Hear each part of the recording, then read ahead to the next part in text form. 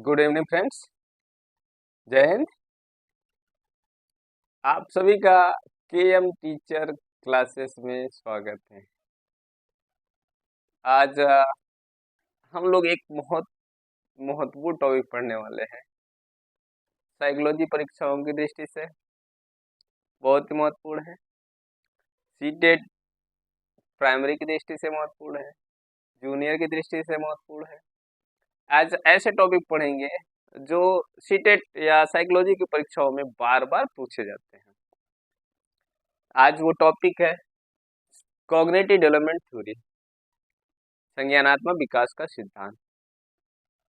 Cognitive development theory जिसको gene पियाजे ने दिया है, तो जीन पियाजे के कॉग्निटिव डेवलपमेंट सिद्धांत को आज हम लोग पढ़ेंगे। तो सिद्धांत को शुरू करने से पहले मैं आपसे या आप तक एक संदेश पहुंचाना चाहता हूं या चंद लाइनें कहना चाहता हूं कि देखिए, हमें सफलता तभी तक प्राप्त नहीं होती है या जब तक हम कार्यों को करना नहीं चाहते हैं, या हम अपने मेहनत करना छोड़ देते हैं, हम अपने कार्यों को कंटिन्यूटी करना छोड़ देते हैं, तब हमें सफलता प्राप्त नहीं होती है।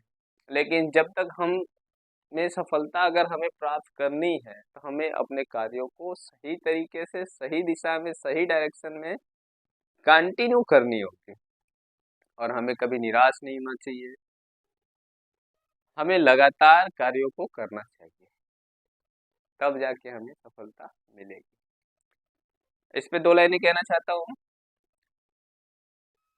कि कर बुलंद अपने हौसले को इतना, कर बुलंद अपने हौसले को इतना कि समस्या भी घबरा जाए।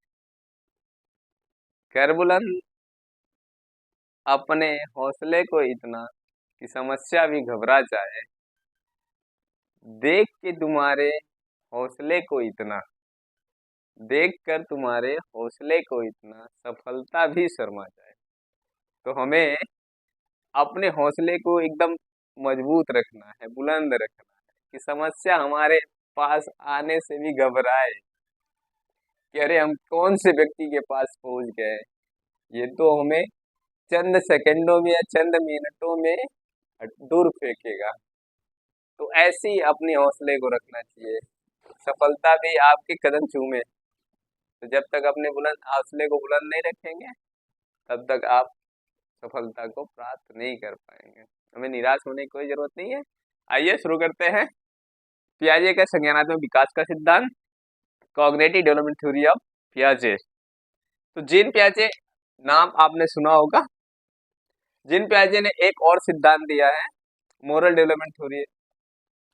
तो मोरल डेवलपमेंट थ्योरी को अभी बाद में पढ़ेंगे। अभी आप सीटेट में आप जो मोरल डेवलपमेंट थ्योरी को पढ़ते हैं, नैतिक विकास का सिद्धांत, वो जीन पियाजे का ना देके आपको आता है कोलबर्ग के नैतिक विकास का सिद्धांत। तो अभी हम लोग पढ़ेंगे संज्ञानात्मक विकास का सिद्धांत अकॉर्डिंग टू जीन पियाजे के संज्ञानात्मक विकास का सिद्धांत। तो आइए शुरू करते हैं। आप जीन पियाजे, ये इनका जन्म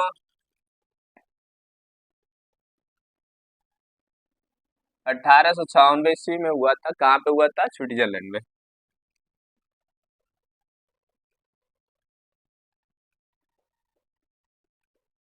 कहाँ पे हुआ था इनका जन्म? 1896 में स्विट्जरलैंड में हुआ था। और इनकी मृत्यु की बात करें, इनकी मृत्यु 16 सितंबर,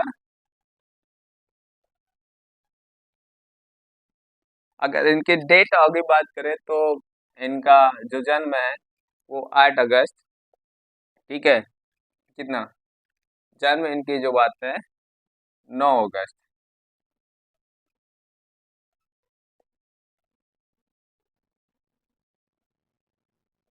9 अगस्त 1896 में इनका जन्म हुआ था, 9 अगस्त 1896 में। और इनकी मृत्यु 16 सितंबर 16 सितंबर 1980 में इनकी मृत्यु हो गई। ये 22 वर्ष की अवस्था में 22 वर्ष की अवस्था में भी इन्होंने जूलॉजी जूलॉजी विषय में पीएचडी हासिल की थी। Philosophy of doctor of philosophy, PhD की डिग्री या उपाधि कह सकते हैं। 22 वर्ष की अवस्था में जूलॉजी सब्जेक्ट है, जूलॉजी सब्जेक्ट में ही प्राप्त कर दी वो 22 वर्ष की अवस्था में। जीन पियाजे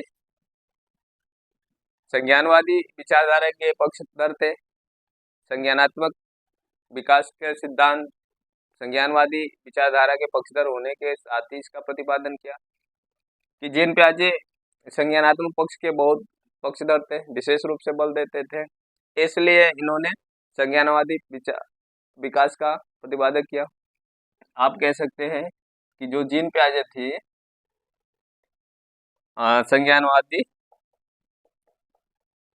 संज्ञानात्मक संज्ञानात्मक के पक्षधर थे।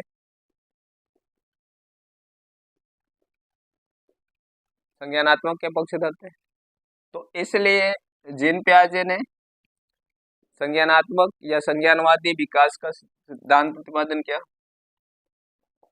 संज्ञानवादी विकास का प्रतिपादन किया।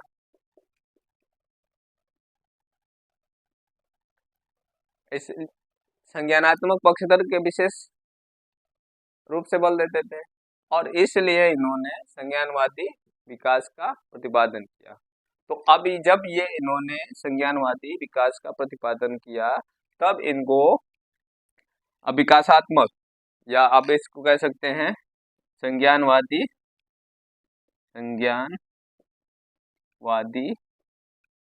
विकासात्मक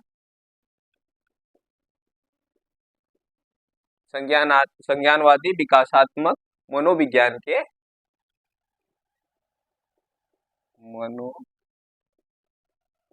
के जनक माने जाने लगे। ठीक है, क्या माने जाने लगे?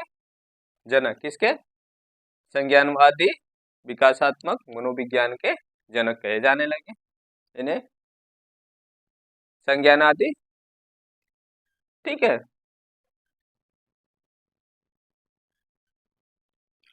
बात आई समझ में? जीन पियाजे का जन्म 9 अगस्त 1896 में स्विट्जरलैंड में हुआ था।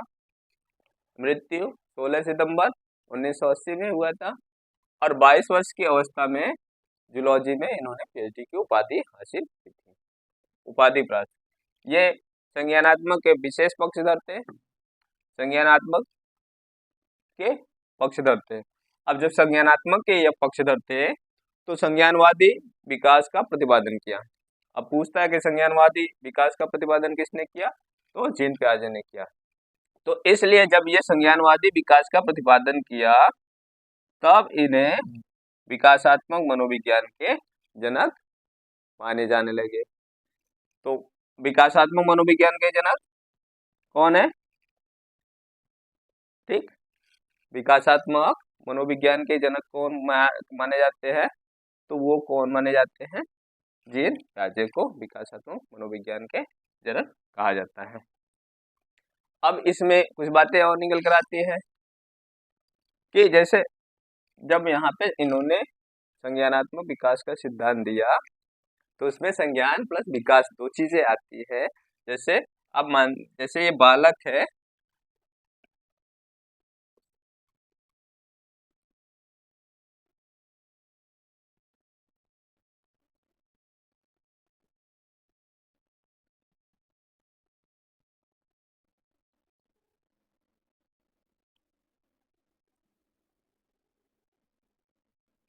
ठीक, बालक है, बालक का जो विकास होता है, इसका जो विकास है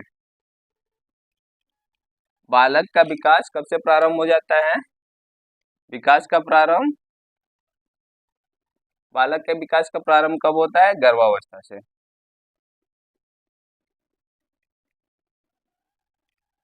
कब से होता है? गर्भावस्था से। लेकिन जब बालक के संज्ञान का विकास, बालक के संज्ञानात्मक विकास यानी संज्ञान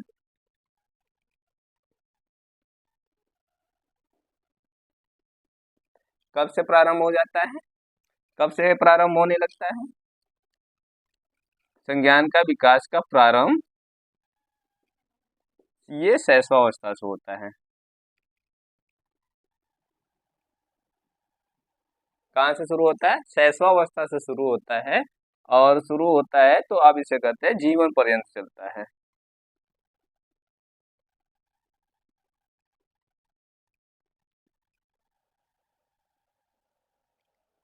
बात आई समझ में? संज्ञानात्मक विकास का सिद्धांत किसके द्वारा प्रतिपादित है? जीन प्याजे। अब इसी में विकास, अगर विकास की बात करें, बालक का जब विकास का प्रारंभ कहाँ से होता है, कब से होता है, तो वो गर्भावस्था से विकास बालक का प्रारंभ हो जाता है। लेकिन बालक के जो संज्ञानात्मक विकास है, बालक का जो संज्ञानात्मक विकास है, वो विकास का प्रारंभ कब होता है? शैशवावस्था से होकर जीवन पर्यंत चलता है। वो जीवन पर्यंत फिर उसका विकास चलता रहता है। ये बातें समझ में आई? ठीक, आगे आते हैं।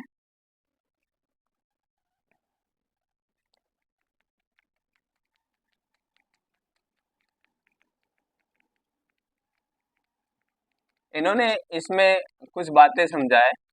अब बहुत ही सारी बातें हैं और इन्होंने अपने संज्ञानात्मक विकास के सिद्धांत को अलग अलग अवस्थाओं में बांटकर समझाया है। और उससे पहले कुछ बातें इन्होंने बताया है जो भी महत्वपूर्ण है। एक बातें तो इन्होंने ऐसी बताई है जो कि बहुत ही अति महत्वपूर्ण है। जैसे अनुकूलन। अनुकूलन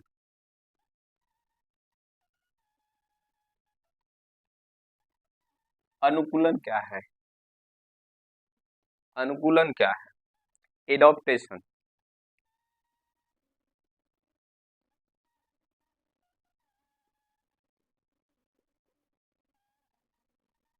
एडॉप्टेशन यानी एडॉप्ट करना, अनुकूलन करना। तो अनुकूलन के लिए इन्होंने बताया कि बालक को अपने वातावरण के साथ अनुकूलन स्थापित करना है। तो वो कैसे स्थापित करता है? अनुकूलन यानी जो बालक है अपने वातावरण के साथ, बालक अपने वातावरण के साथ जो सामंजस्य स्थापित करता है, जो एडॉप्टेशन करता है, अब वो अपने नवीन ज्ञान को लेकर, अपने पूर्व ज्ञान के साथ, अपने नवीन ज्ञान के साथ जो एडॉप्टेशन करता है, जो अनुकूलन स्थापित करता है, उसी को कहते हैं समायोजन। अनुकूलन, एडॉप्टेशन, बालक अपने पूर्व ज्ञान के साथ नवीन ज्ञान को जोड़ते हुए अपने वातावरण के साथ जो अनुकूलित स्थापित करते हैं, जो सामंजस्य स्थापित करते हैं, उसी को कहते हैं अनुकूलन। तो ये अनुकूलन के प्रति बालक के अंदर वो जन्मजात होती है, वो जन्मजात होती है, उसकी जन्मजात प्रवृत्ति होती है कि जिसके साथ वो अनुकूलन स्थापित कर ले। तो बालक अपने वातावरण के साथ अनुकूलित होता है, स्थापित करता है। बालक अपने वातावरण के साथ अनुकूलन स्थापित करता है। वो कैसे स्थापित करता है? अपने पूर्व ज्ञान के आधार पे नवीन ज्ञान, पूर्व ज्ञान, नवीन ज्ञान के साथ अपने वातावरण को इससे अपने वातावरण के साथ अनुकूलित स्थापित करता है, सामंजस्य स्थापित करता है। वही चीज क्या है? अनुकूलन। अनुकूलन को समझाने के लिए इन्होंने दो बातें बताए हैं। अनुकूलन को समझाने के लिए उन्होंने दो बातें बताए हैं।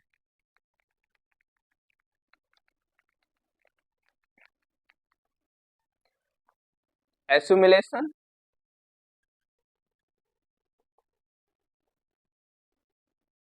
एसिमिलेशन, एसिमिलेशन जिसको आत्मसात कहते हैं, आत्मसात, आत्मसात या आत्मीकरण,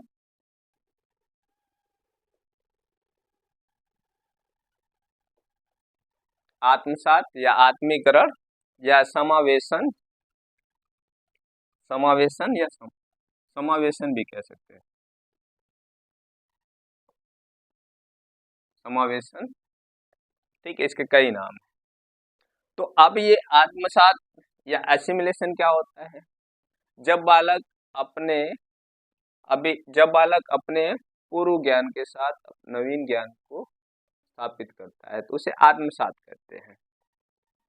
जब बालक अपने पूर्व ज्ञान या पूर्व विचार में नवीन विचार को जोड़ता है तो उसे एसिमिलेशन कहते हैं। कह सकते हैं बालक अपने पूर्व ज्ञान में नवीन ज्ञान को,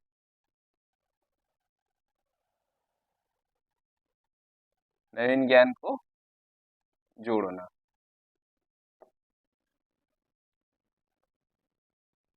पूर्व ज्ञान में नवीन ज्ञान को जोड़ना एसिमिलेशन कहलाता है, आत्मसात कहलाता है। जैसे बालक अपने पुराने ज्ञान में कुछ नवीन ज्ञान को जोड़ता है तो वो एसिमिलेशन कहलाता है। जैसे हम कुछ जानते हैं और उसी में कुछ नए ज्ञान को जोड़ दिए, वो एसिमिलेशन हो गया। एक एक बात ये हो गया एसिमिलेशन। दूसरा अकमंडेशन। एसिमिलेशन समझ में आया ना? पूर्व ज्ञान में नवीन ज्ञान को जोड़ना एसिमिलेशन कहलाता है। पूर्व ज्ञान में नवीन ज्ञान को जोड़ना एसिमिलेशन कहलाता है। या पूर्व विचार में नवीन विचारों को जोड़ना, ऐसे भी कह सकते हैं। पुराने विचार में कुछ नए विचार को जोड़ना एसिमिलेशन कहलाता है। ठीक, अब दूसरी आती है अकमंडेशन।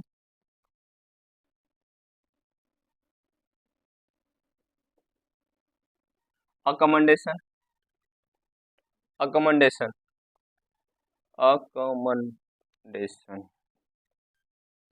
MAN।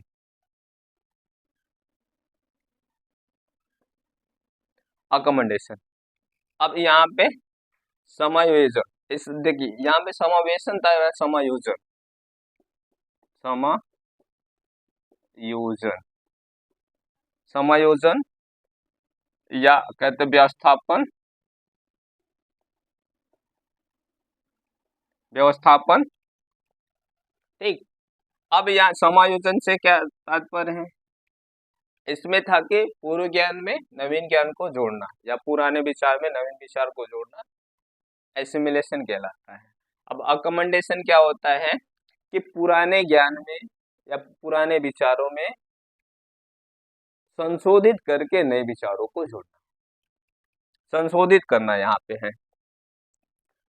जो चीजें पुरानी योजनाएं हैं उसमें थोड़ा सा मॉडिफाई करना है।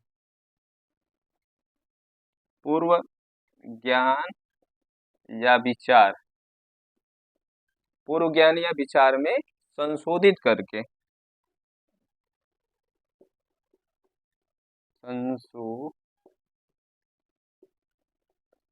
संशोधित करके विचारों को जोड़ना। ठीक, पूर्व ज्ञान या विचार, पूर्व ज्ञान या पूर्व विचार को संशोधित करके, संशोधित करके वातावरण के साथ तालमेल स्थापित करना।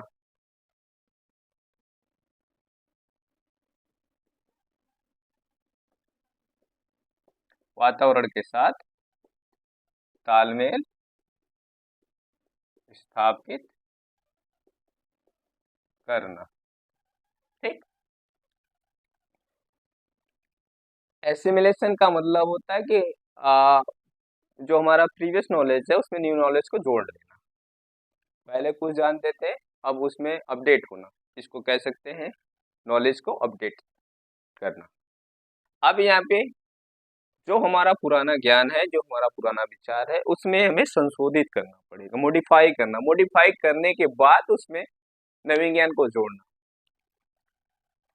जहाँ पे हमको मॉडिफाई करने की आवश्यकता पड़ती है, मॉडिफाई करना, फिर वातावरण के साथ या नवीन विचारों के साथ तालमेल स्थापित करना, वो कहलाता है अकोमोडेशन। बात है समझ में? या आप कह सकते हैं जो पुरानी योजना है, पुरानी योजना में हमें कुछ नई योजनाओं को करनी है, तो उसमें सुधार करने की आवश्यकता पड़ती है।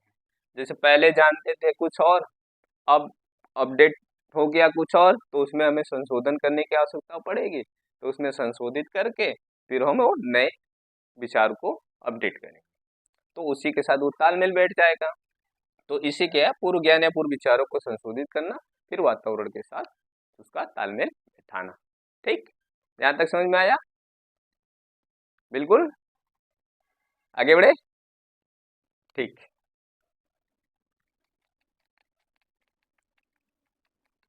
अब इसी में एक बात और बताए, स्कीम्स। प्याजी कहते हैं स्कीम्स। स्कीम्स क्या है? विचारों का जो पैटर्न होता है उसी को कहते हैं स्कीम्स। विचारों का पैटर्न, स्कीम्स। स्कीम्स क्या होता है? विचारों का जो संगठन है, विचारों का जो पैटर्न है, आप कह सकते हैं जो व्यवहार है,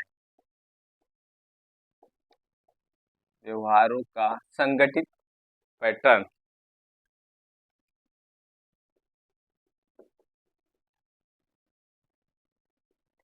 संगठित पैटर्न, व्यवहारों का संगठित पैटर्न ही क्या कहलाता है? स्कीम्स कहलाता है। अब व्यवहारों का संगठित पैटर्न क्या है? जिसको आसानी से दोहराया जा सके, वो ऐसा पैटर्न होता है जिसको आसानी से दोहराया जा सके, जिसको आसानी से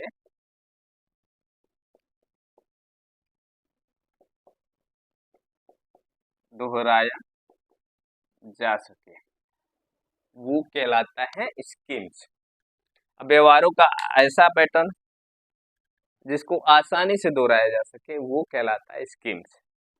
स्कीम्स के बाद अभी आता है एक बात और आता है, स्कीमा आता है। स्कीम के बाद एक बात और आता है, स्कीमा। अब स्कीमा क्या होता है? स्कीम्स तो वो होता है व्यवहारों का एक ऐसा पैटर्न, व्यवहारों का एक संगठित ऐसा पैटर्न होता है जिसको हम बहुत आसानी से बार बार दोहराया जा सकते हैं, दोहरा सकते हैं, उसको कहते हैं स्कीम।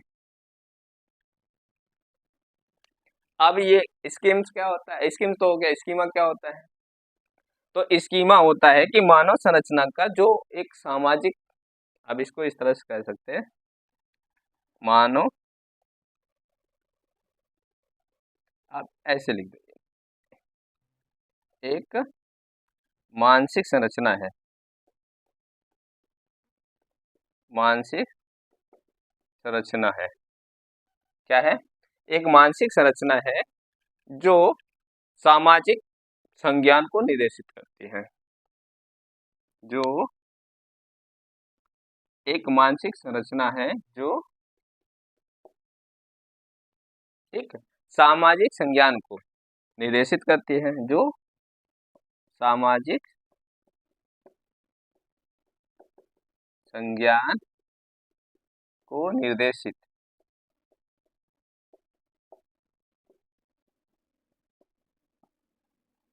जो सामाजिक संज्ञान को निर्देशित करती है, वो कहलाती है स्कीमा।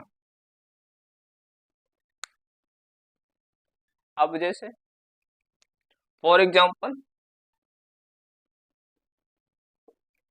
एक मानसिक संरचना है ये, ठीक है, एक मानसिक संरचना है जो सामाजिक संज्ञान को निर्देशित करती है।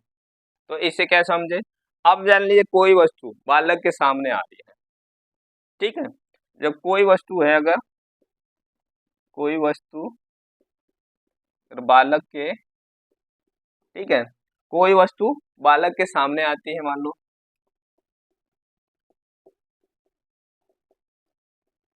कोई वस्तु जब बालक के सामने आती है, ठीक है, तो अब उसे वो संगठित करके देखता है। हम्म, जब कोई वस्तु बालक के सामने आती है तो उसको उस एक संगठित रूप में उसका अर्थ निकालने का प्रयास करता है ना, ठीक है। कोई वस्तु उसके सामने आ रही है तो क्या करता है, उसको एक संगठित रूप में उसका अर्थ निकालने का प्रयास करता है। वही जो अर्थ निकालने का प्रयास करता है वही क्या कहलाता है, स्कीमा कहलाता है। आती है तब वह उसे तब वह उसे संगठित करके, ठीक है, तब उसे वह संगठित करके अर्थ निकालने का प्रयास करता है, प्रयास करता है। अब जो यह संगठित रूप से जो उसका अर्थ निकालने का प्रयास करता है, यही जो प्रयास है वो क्या कहलाता है, स्कीमा। अब यहाँ पे देखिए वो स्कीम एक मानसिक संरचना, बालक के एक मानसिक संरचना है जो उसे सामाजिक संज्ञान को निर्देशित करती है। फॉर एग्जाम्पल से आप बिल्कुल समझ जाएंगे कि कोई भी वस्तु अगर बालक के सामने आ रहा है, अगर कोई चीज आ रहा है बालक के सामने, तो अब क्या करेगा, वो उससे जो चीजें आ रही हैं उसको एक संगठित करेगा। संगठित करने के बाद उसको जानने का प्रयास करेगा ये है क्या, उसका एक अर्थ निकालेगा, उसका एक अर्थ निकालने का प्रयास करेगा जो चीज उसके सामने आ रही है। अब वो जो अर्थ निकालने का प्रयास कर रहा है यानी मानसिक संरचना है, मेंटल प्रोसेसिंग चल रहा है, तो वही जो प्रयास कर रहा है वो क्या कहलाता है, उसे ही स्कीमा कहते हैं। उसे क्या कहते हैं, स्कीमा, ठीक, उसे कहते हैं स्कीमा। यहां तक समझ में आया, ठीक है। अब आगे बढ़ते हैं, यहां तक क्लियर है, यहां तक क्लियर है ना। अब आगे बढ़ते हैं, ठीक।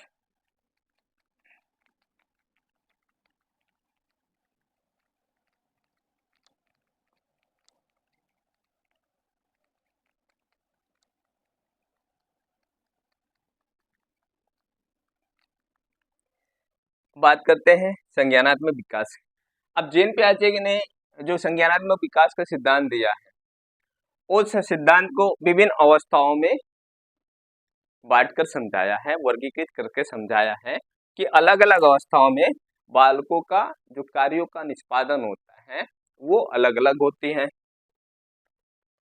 भिन्न भिन्न अवस्थाओं में बालकों के कार्यों का निष्पादन या क्रियाएं भिन्न भिन्न होती है। वही ये इन्होंने बताना चाहा है कि अलग अलग स्टेजेस में बालक का जो संज्ञानात्मक विकास होता है, जो उसके संज्ञान का जो विकास होता है, जो उसके मेंटल डेवलपमेंट होता है, उसकी क्रियाओं का जो विकास होता है वो अलग अलग होता है। तो अब इसी मेंटल प्रोसेस को, उसके कॉग्निटिव डेवलपमेंट की बात कही है, उसकी जो बालक की जो कॉग्निटिव डेवलपमेंट होता है अलग अलग स्टेजेस में अलग अलग प्रकार से होता है, वो इन्होंने यही बताने के ये पाए हैं। तो ये वो बालक अलग अलग स्टेजेस में या अलग अलग एज में वो अलग अलग तरीके से कार्य को करता है, उसका मेंटल प्रोसेस अलग अलग होता है। तो इन्होंने बताया है कि बालक का जो संज्ञानात्मक विकास है वो 4 भागों में वर्गीकृत करके बताया है। बालक के संज्ञानात्मक विकास इसमें 4 भागों में वर्गीकृत किया है, इसको 4 भागों में वर्गीकृत किया है, ठीक। पहला सेंसरी मोटर स्टेज, संवेदी पेशी अवस्था। दूसरा प्री ऑपरेशनल स्टेज, पूर्व संक्रियात्मक अवस्था। तीसरा कंक्रीट ऑपरेशनल स्टेज, मूर्त संक्रियात्मक अवस्था। चौथा फॉर्मल ऑपरेशनल स्टेज। औपचारिक या अमूर्त संक्रियात्मक अवस्था है। अब सभी की एज ग्रुप की बात करते हैं, तो इसका जो एज ग्रुप है जन्म से लेके 2 वर्ष तक का, जन्म से लेके 2 वर्ष। अब दूसरा जो आता है प्री ऑपरेशनल स्टेज, पूर्व संक्रियात्मक अवस्था, इसका 2 वर्ष से लेके 7 वर्ष तक। कंक्रीट ऑपरेशनल स्टेज की अवस्थाएं जो है, मूर्त संक्रियात्मक अवस्था की अवस्था जो है 7 से लेके 11 वर्ष तक। लास्ट आता है चौथा फॉर्मल ऑपरेशनल स्टेज, औपचारिक क्रियात्मक अवस्थाएं, औपचारिक संक्रियात्मक या अमूर्त संक्रियात्मक अवस्था एक 11 वर्ष से लेके 15 वर्ष। ये अलग अलग स्टेजेस में अलग अलग एज ग्रुप बताए हैं और ये बहुत ही महत्वपूर्ण है, या बहुत ही महत्वपूर्ण है। ठीक, अब इसको जानते हैं एक एक अवस्थाओं को और डिटेल्स में। पहले जानते हैं सेंसरी मोटर स्टेज, संवेदी पेशी अवस्था। ये पहली अवस्था है, बच्चा इसमें जन्म से लेके 2 वर्ष तक का होता है। अब जन्म से लेके 2 वर्ष तक के बच्चे क्या कर सकते हैं, उनका मेंटल डेवलपमेंट कितना होता है इसमें अब जानते हैं। उसका कोग्नेटिव, मेंटल से ही कोग्नेटिव, कोग्नेटिव से मेंटल जुड़ा हुआ है, तो इसका कोग्नेटिव डेवलपमेंट कैसा होता है, बच्चे के संज्ञानात्मक विकास कहाँ तक डेवलप करती है। तो ये सेंसरी मोटर स्टेज, अब इसको संवेदी पेशी अवस्था भी कहते हैं। तो अब इस अवस्था को अब इंद्रिय जनित अवस्था भी कहते हैं, इंद्रिय जनित अवस्था। इंद्रिय जनित अवस्था क्यों कहते हैं, क्योंकि इसमें बच्चा इंद्रियों के माध्यम से समझने की कोशिश करता है या सीखता है, आप कह सकते हैं। इंद्रिय जनित अवस्था इसलिए कहते हैं। अब इस अवस्था में जो बालक होता है, बालक आप क्या कहते हैं, शिशु कहेंगे। इस अवस्था में जो शिशु होता है, क्योंकि ये जन्म की अवस्था है, जन्म की तुरंत बाद की अवस्था है, तो 2 वर्ष तक चलेगी ये अवस्था है। इसमें जो शिशु होता है वो शिशु अपनी संवेदनाओं के साथ, अभी संवेदना किसके साथ, संवेदना या शारीरिक क्रियाएं, शिशु अपनी अपनी संवेदनाएं, ठीक है, अपनी संवेदना और साथ ही साथ वो अपनी शारीरिक क्रियाएं,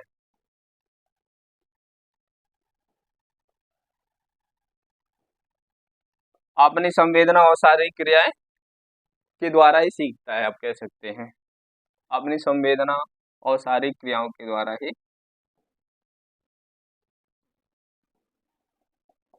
सीखता है।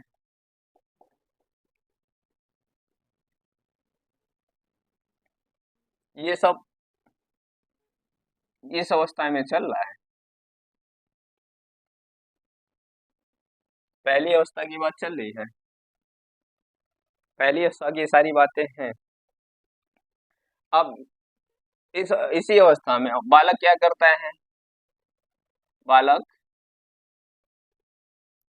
कैसे चीजों को जानता है, तो वो कैसे क्या करेगा, देखकर, देखकर, सुनकर, यही काम करेगा ना। देखेगा, देखकर, सुनकर, पकड़कर, जिसको कहते हैं स्पर्श करके,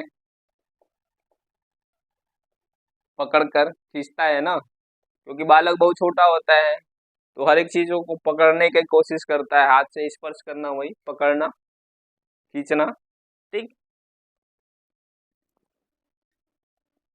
और इसको गंध के मतलब में सूंघ कर, जिसको कहते हैं सूंघ कर, चीजों को ग्रहण करने की को ग्रहण करता है, ग्रहण,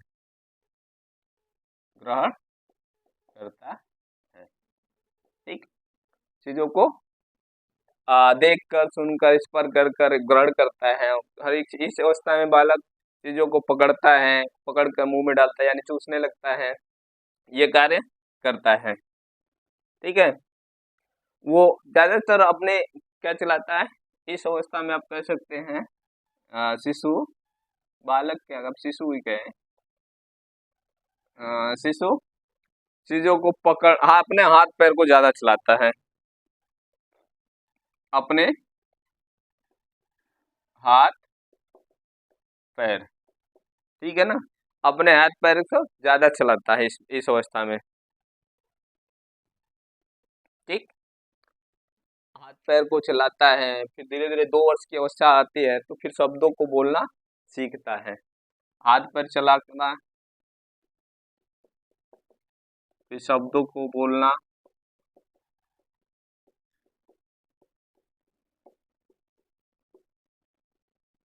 सीखता है। ठीक, और इसी अवस्था में बालक के अंदर थोड़ा स्थायित्व वाले गुण आ जाता है, ऑब्जेक्ट परमानेंस, वस्तुओं के प्रति अस्थायित्व के गुण आते हैं, ये महत्वपूर्ण चीजें पूछता है। ठीक है, शिशु में वस्तुओं के प्रति अस्थायित्व के गुण कब आते, किस अवस्था में आते, ये पूछता है। इसमें शिशु में स्थायित्व, स्थायित्व के गुण आ जाता है।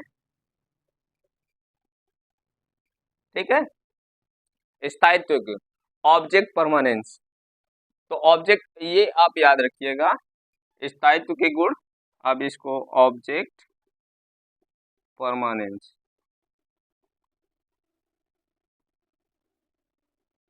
ऑब्जेक्ट परमानेंस के गुण किस में किस अवस्था में आता है, ये इस बात को याद रखिएगा, ये महत्वपूर्ण क्वेश्चन बन सकता है और बार बार बनता भी है कि पियाजे द्वारा किस अवस्था में बालकों में अस्थायित्व के गुण आते हैं, इसको ध्यान रखिएगा, ये महत्वपूर्ण क्वेश्चन है। ठीक, यहाँ तक क्लियर। ये सेंसरी मोटर स्टेज यानी संवेदी पेशी अवस्था में बालक ये कार्य, ये बालक क्या कहेंगे, अब शिशु कहेंगे, इस अवस्था तक तो शिशु कहेंगे, तो धीरे धीरे बढ़ते हुए 2 वर्ष तक आता है बालक में कन्वर्ट हो, तो इस अवस्था में बालक शिशु ये कार्य करता है। अब बात आती है, ठीक, यहाँ तक समझ में आया। नेक्स्ट, अब आते हैं दूसरी अवस्था।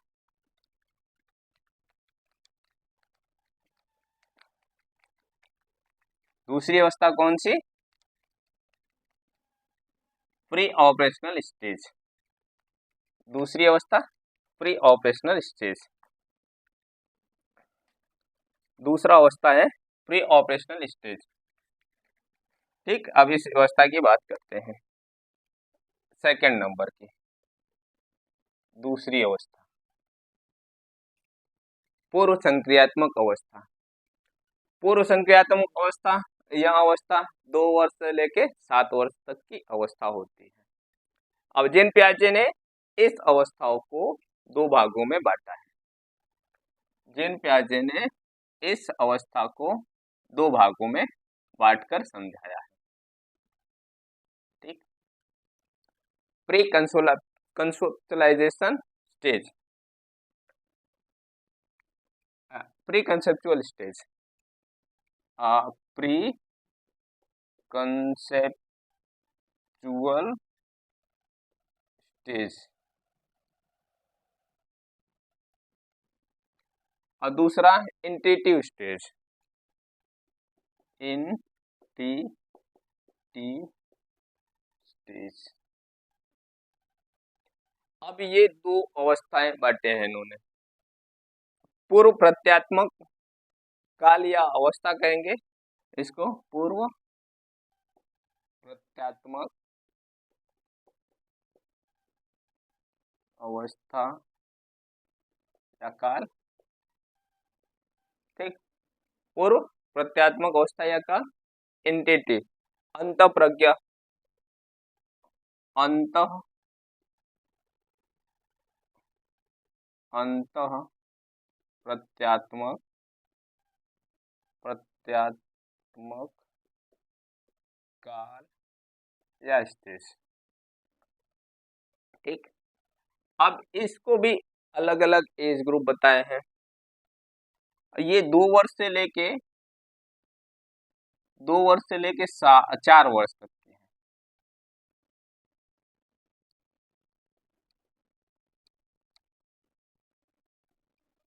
प्री कंसेप्चुअल स्टेज को इन्होंने बताया कि 2 वर्ष से लेके 4 वर्ष तक के। अब इंटेटिव स्टेज में अब 4 वर्ष से 7 वर्ष तक।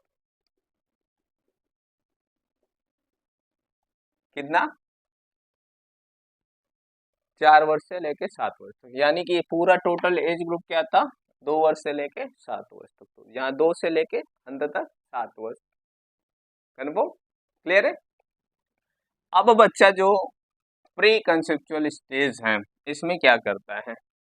देखिए, बच्चे के कार्य करने की पहली अवस्था किसको माना जाता है? इसी अवस्था को माना जाता है पूर्व संक्रियात्मक अवस्था को माना जाता है कि बच्चा पहले कार्य करने की ये अवस्था है। इसमें आप कह सकते हैं, पहले इसको समझते हैं पूर्व प्रत्यात्मक काल।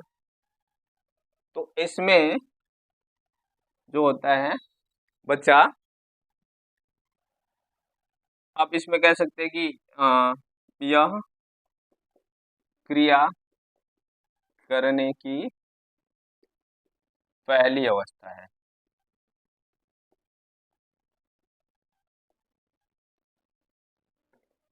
क्रिया करने की पहली अवस्था है। ठीक, इस काल में बच्चे क्रिया करने की आप पहली अवस्था मान सकते हैं ऐसा। इसमें इस अवस्था में बच्चा अतार्किक चिंतन करता है, तार्किक चिंतन नहीं करता है। 2 से 4 वर्ष में वो चिंतन उसका कैसा होता है? अतार्किक चिंतन। अतार्किक।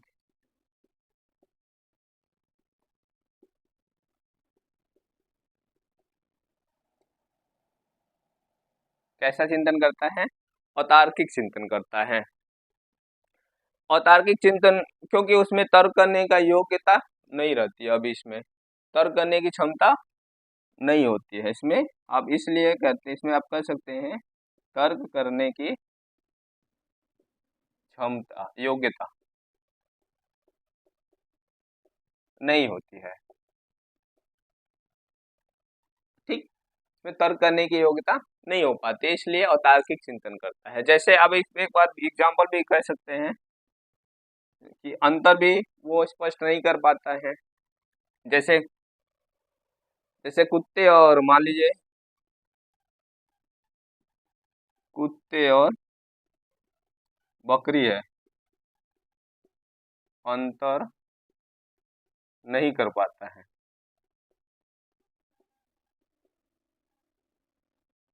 कुत्ते और बकरी में अंतर नहीं कर पाता है। कुत्ता को बकरी समझ लगता है, बकरी को कुत्ता समझने लगता है। क्यों? क्योंकि उसके भी 4 पैर हैं और उसके भी 4 पैर है, इसलिए अंतर नहीं कर पाता है।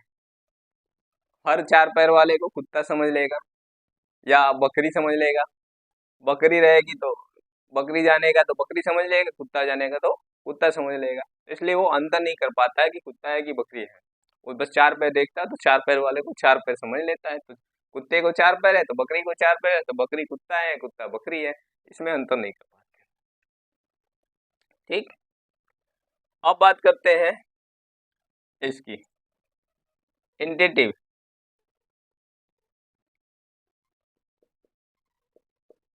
इंटेटिव स्टेज सेकंड नंबर का। इंटेटिव स्टेज में बालक क्या करता है? अंतः प्रत्यात्मक काल। तो यह काल कितना है? 4 से लेके 7 वर्ष तक का है। कितना है? 4 से लेके 7 वर्ष तक ये चलता है। अब 4 से लेके 7 वर्ष तक कोई बच्चा क्या कर देगा? ठीक है, देखिए इसके अंतर्गत ये आप कह सकते हैं पलटवादी या अवसरवादी, ये विकेंद्रीकरण, ये ऐसे गुण नहीं आते हैं बालक के अंदर। ये सारे गुण नहीं आते हैं, कोई भी संरक्षण के गुण भी नहीं आते हैं, पलटवादी गुण भी नहीं आता है। ठीक है, ये सब गुण इसके अंदर नहीं आते क्योंकि अभी ये दूसरे स्टेज में ये सारे गुण बालक के अंदर नहीं आ पाता है। तो इसमें क्या करता है बालक, आप इसमें ये कह सकते हैं विकेंद्रीकरण, विकेंद्रीकरण, पलटन, पलटन या संरक्षण,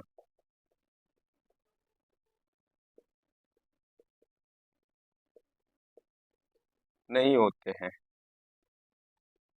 ठीक है, इसमें ये सारे गुण नहीं होते हैं। तो होता क्या है, ये होता है कि बालक क्या करता है, अक्षर लिखना, अक्षर लिखना, गिनती पढ़ना, गिनती, गिनना या पढ़ना, गिनती, गिनना, पढ़ना, वाक्यों को पूरा करना, वाक्यों को पूरा करना, या जो वजनी चीज है वजनी बताना, हल्की चीज हो हल्का बताना, भारी या हल्का चीजों में। ठीक है, ये सब अंतर बता पाता है, बताना कि कौन सा भारी है कौन सा हल्का है, ये सारे गुण आ जाते हैं उसके अंदर। घर के सदस्यों का, जैसे माता पिता, माता पिता और सदस्यों का नाम बताना, ये सारे गुण उसके अंदर आ जाता है इस अवस्था में। इसमें तार्किक चिंतन नहीं होता है, जैसे बताया इसमें तार्किक चिंतन नहीं होता है, तार्किक चिंतन नहीं होता है, तार्किक चिंतन का योग्यता नहीं होता है, इसलिए अतार्किक चिंतन करता है। ठीक, ये सारे गुण, ये कौन सी अवस्था में, प्री ऑपरेशनल स्टेज में ये सारे गुण बालक के अंदर होता है। क्लियर है, बिल्कुल क्लियर, आगे बढ़े।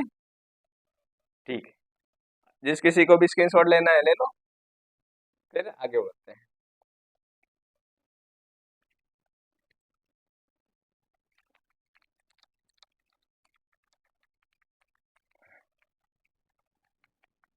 अब अब आता है अगला स्टेज, तीसरा स्टेज है कंक्रीट ऑपरेशनल स्टेज, मूर्त संक्रियात्मक अवस्था है। जैसा कि नाम से ही पता चल रहा है, मूर्त, मूर्त का मतलब होता है जो चीजें सामने प्रत्यक्ष रूप में दिखाई दे रहा है उसको कहते हैं मूर्त। जो भौतिक संसार में भौतिक चीजें हैं जो बालक के सामने प्रत्यक्ष है, जो चीजें प्रत्यक्ष दिखाई दे रहा है, ये तीसरा स्टेज मूर्त संक्रियात्मक अवस्था है। ठीक, यहाँ से शुरू करते हैं। तीसरा स्टेज मूर्त संक्रियात्मक अवस्था है। जो चीज, मूर्त का मतलब ही होता है जो चीज हमारे सामने है, जो वास्तविक चीजें हैं जो हम दिखाई दे रहा है वो सारी चीजें मूर्त है, यानी भौतिक चीजें, सारी चीजें जो हमारे आसपास दिख रहे हैं, जो हम बच्चा देख पाता है वो सारी चीजें मूर्त है। तो यहाँ पे आता है मूर्त संक्रियात्मक अवस्था है। ये अवस्था कैसे चलता है, अब 7 से लेके 11 वर्ष तक की अवस्था होती है, 7 से लेके 11 वर्ष की अवस्था होती है, जिसे कहते हैं कंक्रीट ऑपरेशनल स्टेज, मूर्त संक्रियात्मक अवस्था है। ठीक, अब इस अवस्था में बालक क्या करता है, अब ये वैचारिक चिंतन की अवस्था आप कह सकते हैं, इसमें विचार चिंतन करने की, विचार की जो वैचारिक चिंतन है ये इसमें डेवलप होने लगती है। अब इसमें कह सकते हैं ये अवस्था जो है वैचारिक, वैचारिक चिंतन, वैचारिक अवस्था है। ठीक है, इसमें यह अवस्था कैसी है, वैचारिक अवस्था है, इसमें चिंतन करना, चिंतन करना प्रारंभ हो जाता है,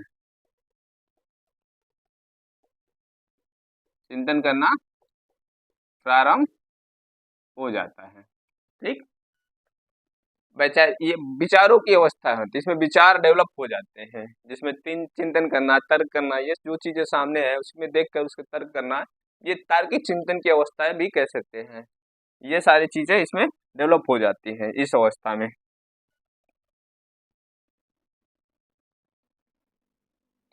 कह सकते हैं। ठीक। अब इस प्रकार भी कह सकते हैं, इस अवस्था में चिंतन की शुरुआत हो जाती है, चिंतन की शुरुआत। इस अवस्था में बालक के अंदर चिंतन की प्रारंभ हो जाता है, चिंतन करना प्रारंभ हो जाता है। लेकिन वो चिंतन किस पे करता है? चिंतन की शुरुआत तो हो जाती है, लेकिन वह चिंतन केवल और केवल मूर्त वस्तुओं पर। ठीक है। चिंतन की शुरुआत हो जाए, लेकिन लेकिन मूर्त, मूर्त यानी प्रत्यक्ष वस्तुओं। ठीक। यह अवस्था, इस अवस्था में चिंतन की शुरुआत तो हो जाती है, लेकिन वो किस पे? जो चीजें उसके सामने हैं, प्रत्यक्ष चीजें हैं, उस पे वो चिंतन करने लगता है। ठीक है। अब इस अवस्था में आप कह सकते हैं बालक दो वस्तुओं के बीच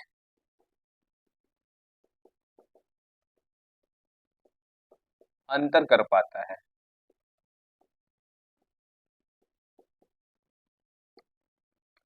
इस अवस्था में बालक दो वस्तुओं के बीच अंतर भी कर पाता है। ठीक है। अब इस ना, जो क्योंकि वो अंतर इसलिए कर पाता है क्योंकि ये प्रत्यक्ष चिंतन की अवस्था है, उसके सामने जो चीजें हैं उसमें वो भेद कर पाता है, अंतर कर पाता है, वो उसमें अंतर कर पाता है। अब अंतर में क्या क्या कर पाता है? जैसे समानता, तुलना। ठीक है। उसमें समानता कर पाता है, इसमें तुलना कर पाता है, सही गलत बता पाता है, सही गलत, ये सारी चीजें वो बता पाता है। ठीक। समानता करना, तुलना करना, सही गलत बताना, भेद, तुलना यानी भेद भी कह सकते हैं आप इसको, भेद, भेद करना, ये सारी चीजें वो कर पाता है, इसमें सीख जाता है। और इस अवस्था में अब बालक कह सकते हैं दिन, तारीख, महीने, वर्ष, वो सारी चीजें बताता है। कह सकते हैं दिन, तारीख, वर्ष, महीना,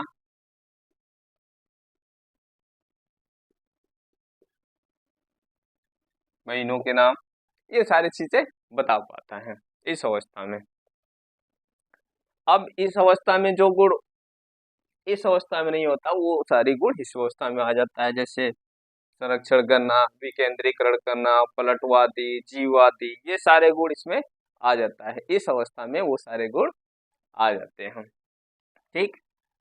अब जैसे पलटवादी, प, अपतलवादी जब करते हैं, अ, प, लटवादी गुण, जीववाद, जीववाद, संरक्षण, मुद्रा। ठीक। क्रमबद्धता, क्रमबद्धता, क्रमबद्धता।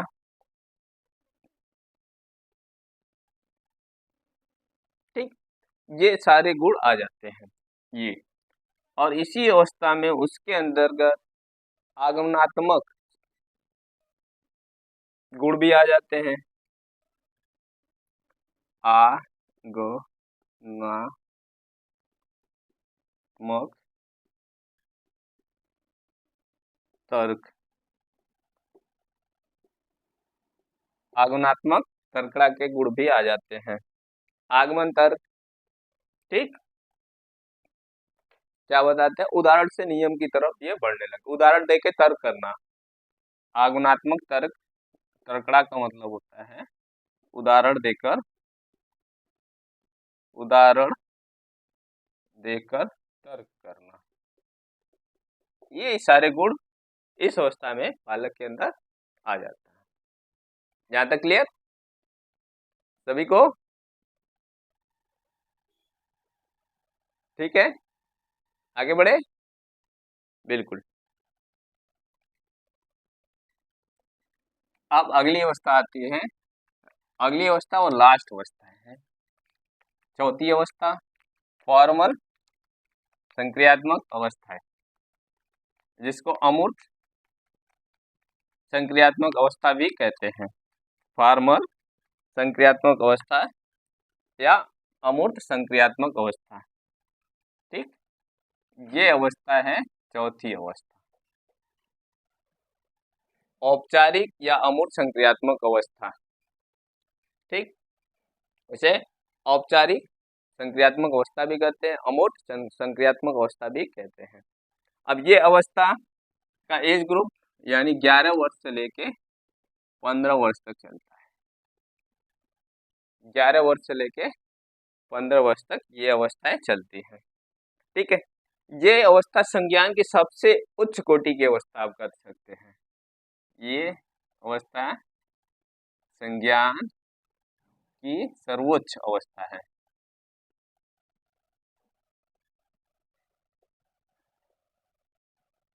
ठीक, यह संज्ञान की सबसे उच्च कोटि की अवस्था, इसमें सभी प्रकार के संज्ञान डेवलप हो जाते हैं बालक के अंदर, इसलिए इसे कहते हैं, इस अवस्था को सर्वोच्च संज्ञान की अवस्था कहते हैं। इस अवस्था में बालक के अंदर मूर्त चिंतन के साथ साथ अमूर्त चिंतन भी हो जाता है। मूर्त चिंतन के साथ साथ अमूर्त चिंतन, अमूर्त चिंतन।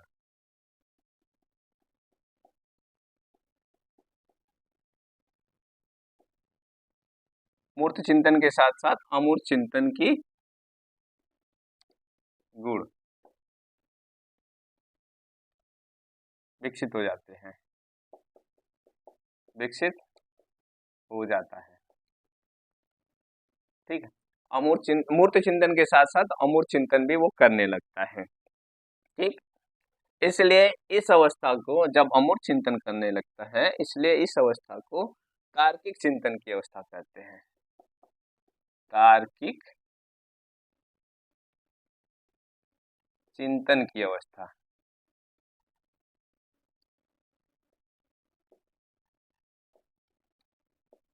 ठीक, इसलिए इसे तार्किक चिंतन की अवस्था कहते हैं। इस अवस्था को कहते थे अतार्किक चिंतन की अवस्था। इसमें तर्क करने की क्षमताएं विकसित हो जाती है, लॉजिक कर पाता है। ठीक, इस अवस्था में आगुणात्मक तर्कड़ा के गुण विकसित होते हैं, लेकिन इसमें निगनात्मक तर्कड़ा भी विकसित हो जाती है।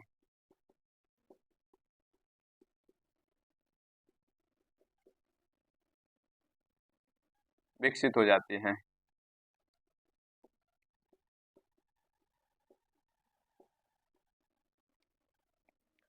निगनात्मक तर्कड़ा मतलब नियम भी बनाना सीख जाता है, नियम के साथ तर्क करना सीख जाता है, नियम के ऊपर भी तर्क करना।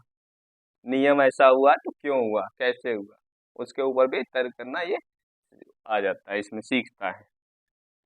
ठीक, और इस अवस्था में कल्पना करना, तर्क करना, चिंतन करना, चिंतन, कल्पना, कल्पना करना, चिंतन करना, निरीक्षण करना, निरीक्षण करना, कल्पना करना, चिंतन करना, तर्क करना। अब इसमें तर्क भी कह सकते हैं, तर्क करना आदि के गुण विकसित। समस्या समाधान भी कह सकते हैं, समस्या समाधान,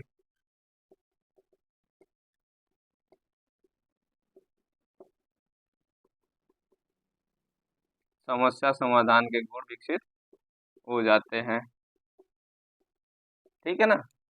समस्या समाधान का भी गुण विकसित हो जाता है। ठीक। अब ये सारी चीजें, वो सारी इसकी मानसिक योग्यताओं का विकास हो जाता है। तो ये रहा जीन पियाजे के संज्ञानात्मक विकास का सिद्धांत। आज हम लोगों ने जाना कि जीन पियाजे ने जो संज्ञानात्मक विकास का सिद्धांत दिया था और उसको अलग अलग स्टेज में जो 4 भागों में बांट कर समझाया था, आज मैंने उसको समझाने का प्रयास किया। आप सभी को ये क्लास अच्छी लगी तो इस क्लास लाइक करें, सब्सक्राइब करें और कमेंट करके जरूर बताएं कि क्लास आपको कैसा लगा। और आपकी कुछ क्यूरीज हो, जिज्ञासाएं हो तो कमेंट करके जरूर बताएं। उस सभी जिज्ञासाओं को पूरा करने का हम प्रयास करेंगे। आप सभी को धन्यवाद और इस चैनल को लाइक करें, सब्सक्राइब करें और शेयर भी जरूर करें। उन व्यक्तियों तक भी पहुंचाएं जिन व्यक्तियों को इसकी जरूरत हो, वहां तक जरूर शेयर करें। धन्यवाद।